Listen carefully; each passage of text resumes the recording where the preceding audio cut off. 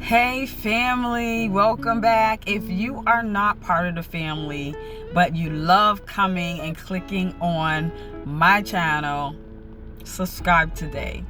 But I am on today because I want to talk about actually a deep topic. I want to talk about grief. So let's get into it. What is grief? So grief is a deep sorrow caused by something you lost or someone you lost. And usually we connect it to a person losing another person. But there are so many layers to grieving. Grieving can happen if you lose a job. Grieving can happen if you've had surgery and you lost a limb. Grieving can happen for simple things as a divorce. It just simply means you had something for a season and you no longer have it. And now you have to adjust and get used to not having this. And you grieve because you mentally and sometimes spiritually have become so connected to this person or this thing that your body can't fully cope the way it should, so you grieve. There are so many stages to when you grieve, and everyone thinks that it looks one way, but it looks many ways. Take for example, you see someone who they just lost a loved one or lost something that you would think they should be crying about, but they're not crying. They're more like in shock. They are acting as if nothing happened. In your mind, you're like, why aren't they broken down?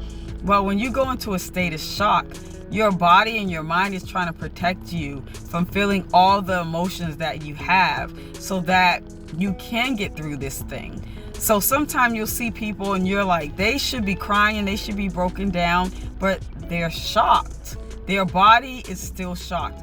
That is a form of grief.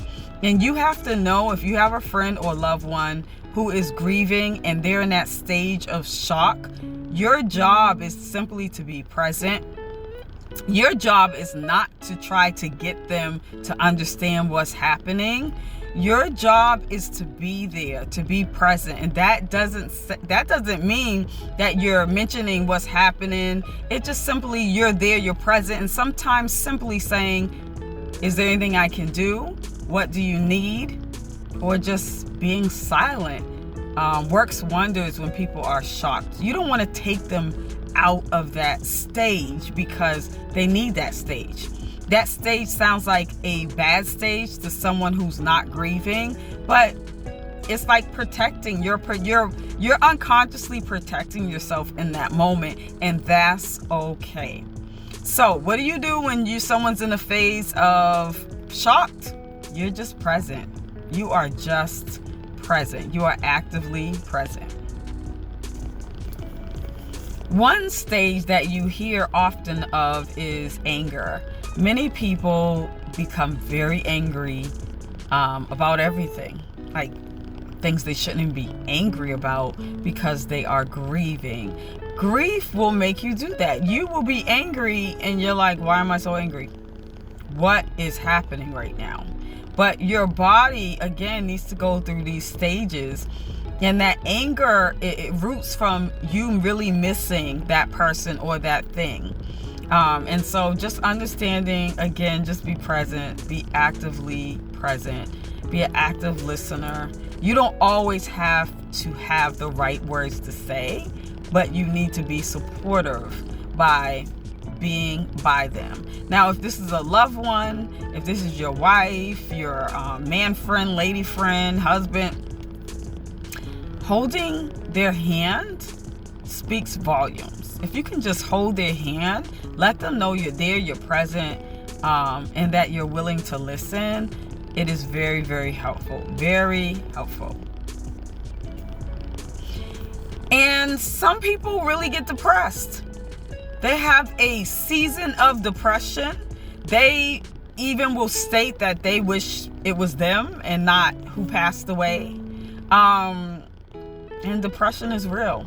So if you have a loved one a husband, a wife, a man friend, lady friend who is very depressed, and you know it's because they're grieving, you need to suggest counseling. It is great that you are present, but they really need some big help. They need that help that they can sort out their feelings, their emotions, so that they can move forward. But I want you to also know, yes, I believe in that natural stuff, counseling, but I also believe you need to pray. If it's you, and it's not necessarily someone that you're supporting, but it's you who is in depression, you need to go in prayer. You need to ask God to lift that spirit of depression off of you so that you can grieve properly and not get to a place where you can no longer function. Depression can bring you to a deep place where you are not only just depressed, but you are taking it out on other people. You are now losing your job. You are now finding addictions to go to. You don't want to be depressed. So if you have a loved one who's depressed, or if you're the one who's depressed, seek help by God. The Bible says, look to the hills from whence cometh your help. Your help comes from the Lord. It does. It comes from the Lord. So you need to be praying and find those verses that will help you and support you based on how you're feeling in that moment. And then also do that natural. Get a counselor.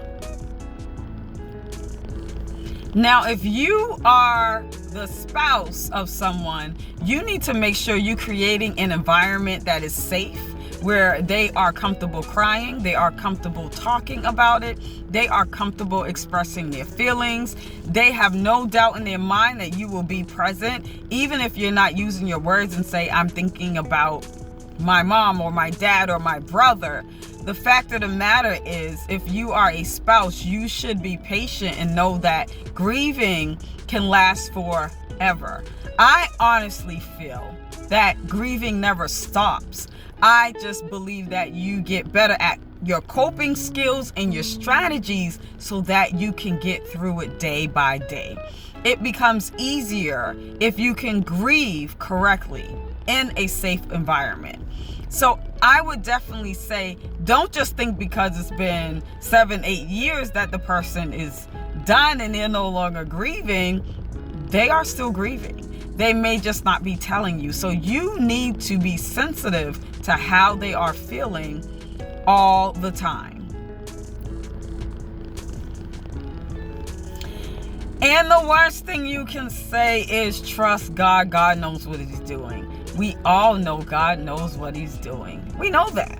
But the issue with that statement is now you are not allowing that person to come out and say what they need to say, or even feel comfortable saying it. Your job is to listen. Your job is not to talk.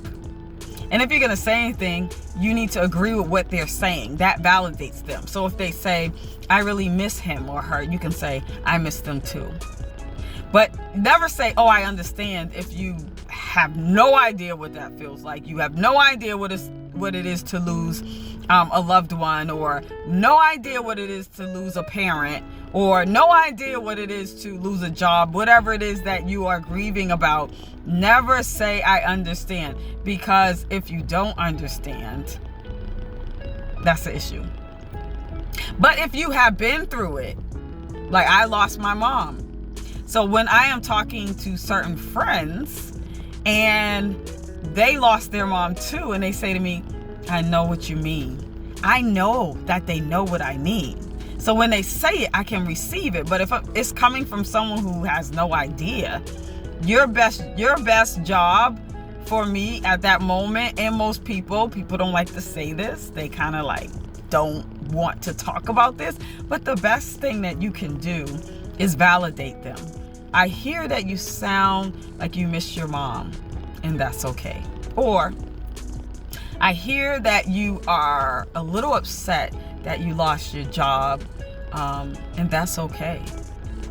You repeat what they said and add the emotion that you hear, and then tell them that's okay.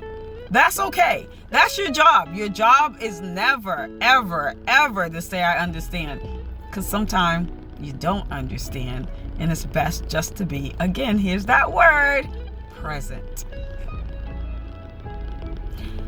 Another stage is, you'll often hear people say that they're in a lot of pain. They'll say something like, my heart hurts.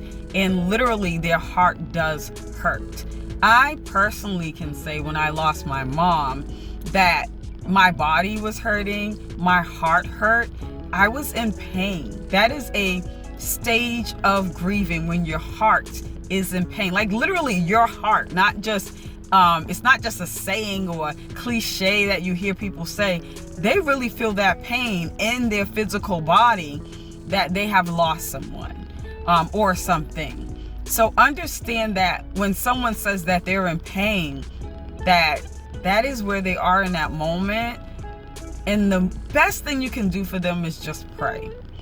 That's also another stage you cannot just pull somebody out of. They need to feel that pain for a minute, because that's the only way they'll go to the next stage. And again, let me just remind you, the stages can come in all different orders. So there's no set stage of what happens first, what happens second, what happens third. Sometimes you skip a stage. Sometimes you never have certain stages. The other thing I need everyone to know is, after you have lost someone or lost something that was so deeply connected to you, checking in is so vital. Check in. Don't just check in after the funeral or after you hear something, but check in 4 months later, 7 months later, holidays. Check in. The person's date that they passed. Check in. Because even if that person never tells you it bothers them, those dates stay in their head.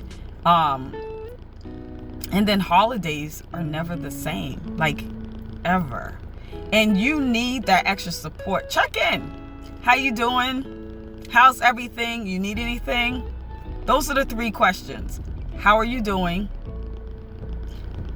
How are you? Do you need anything? Let them know that you're open to doing what needs to be done in that moment to help you. Now, I can specifically say, after you lose a loved one, someone who was dear and close to you, know that that person's reflecting on a lot of things. They are reflecting so much that now they may become a different person. They are reflecting on what was said to them before that person passed. They are reflecting on their life. They are reflecting on how quick someone can be in your life and then out of your life, and how life is short and I don't want to waste any time. They are reflecting on their passions. Often you'll see when someone passes that was dear to someone, they at that point get this extra oomph to run after their passions, because they have in their mind, I don't have all the time in the world to do the things that I love, so I need to do it. Like, I need to do it. And so keep in mind that the reflection leads to some kind of change in their life, and be okay with the change, because that needs to happen too. That is a part of the acceptance after the passing. When they accept what is happening, doesn't mean they're not grieving still, but they have reflected and thought about many things that now they're taking action on the things that they've thought about. And that's okay. Just know that what was important can now switch and not be important. And what wasn't important is now important. I know it sounds weird, but what at one time was a big deal is no longer a big deal. And what at one time you're like, that would have bothered you. You're like, no, I can't stress out about that. Like, I have this to focus on. I have that to focus on. Or this is no longer important because now I've done some reflections. Or this is important now because I've done some reflection. So it may just be the opposite of what you're used to. So there may be a total shift, a total change And be prepared for that too. And that is still okay. Would you want to be with someone who doesn't reflect? Would you want to be with someone who doesn't think about what is happening around them? Would you want to be with someone who just lives day by day and never thinks about how to improve themselves before they leave this earth? Think about those questions, because often we don't like the change or the shift, but we should embrace it because it means they're reflecting. So here we go. Please, please, please, if you are a loved one who is married to someone, or a man friend, lady friend, and you are seeing some of the things that I talked about, just be present. Just embrace them. Just hold their hand. They are still going through. I don't care if it's been 10 years. I don't care if it's been 20. They are still going through, and they've just learned how to be better at being happy and enjoy the moment that they have at hand. But that doesn't mean that they're not grieving. It does not mean that they're not grieving. So, listen, if you have not already hit subscribe, you need to do that now. Hit subscribe. Come be a part of the family. Come get some nuggets. Come hear from Word Man. Come get what you need, right? Like, come and get what you need. And those who don't know, I have a book out called What's Butterflies Got to Do with It? And my advice, of course, is that you purchase it. Why not? So I'm going to put my website right here. You just go right there. You click right on the book and purchase it. It's only $19.95. And what's butterflies got to do with it? Absolutely nothing. So find out what you need to do to be happy with yourself, to have that relationship with yourself, your loved ones, to make sure that you are in a place where you are successful in every relationship. Now, does that mean things will be perfect? No. But my book gives you strategies. It gives you information. It gives you activities. I take you on my journey of how things were with me.